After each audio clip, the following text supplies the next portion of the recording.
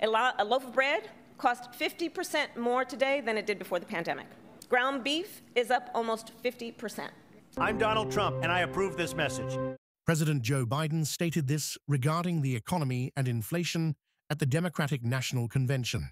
Record high stock market, record high 401ks, wages up, inflation down, way down, and continuing to go down. However, this is the current state of affairs in our economy. Here's the rise in prices year over year. Eggs up 19%, auto insurance 18.5%, shelter 5%, daycare 5%, baby food just under 5%. Well, I guess President Joe Biden is out of touch with the state of the economy, but Kamala Harris is aware of how bad the situation is right now. A loaf of bread costs 50% more today than it did before the pandemic.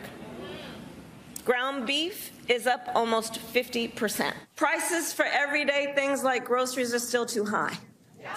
You know it and I know it. So she's making every effort to avoid taking credit for anything she and President Joe Biden have accomplished. I will work to pass the first ever federal ban on price gauging on food.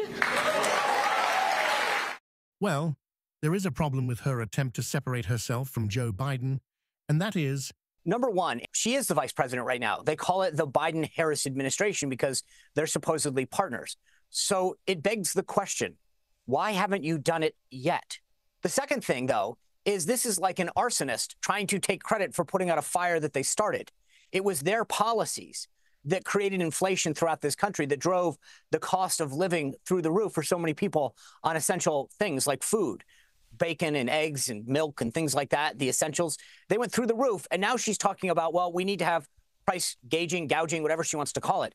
The reality is, how about we just stop the bad policies that are creating these inflationary tools that are wreaking havoc on our economy? But it is unbelievable that she gets away with this, because you have to say to yourself, why are you waiting till day one when your office is in the West Wing of the White House? Why have you not done it? Where is the partnership? You've championed Joe Biden and his policies, right? She keeps talking about how great Bidenomics is. Well, if it's that great, then why isn't it doing what it's supposed to be doing? Why do we need a new day one when you've been there for, 3 years?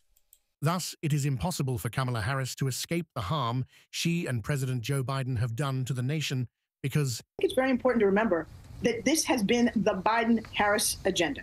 Kamala Harris has been an integral architect and executor of the policies of the Biden-Harris administration. And that is the reality, despite the fact that Kamala Harris and her propaganda machines like Axios wants us to think this. A big part of the Harris plan is to unapologetically change some of her more liberal positions and claim her White House experience helped change her mind.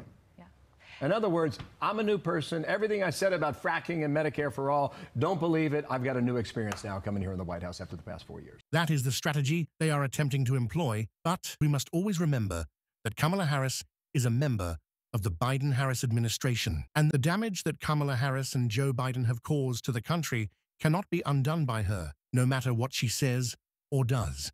Yeah. Look, she can't escape her past. She cast the tie-breaking vote for the American Rescue Plan, $1.8 trillion in spending. Inflation was 1.4% when Biden took office. A month after American Rescue Plan, it spikes. It gets up to 4%.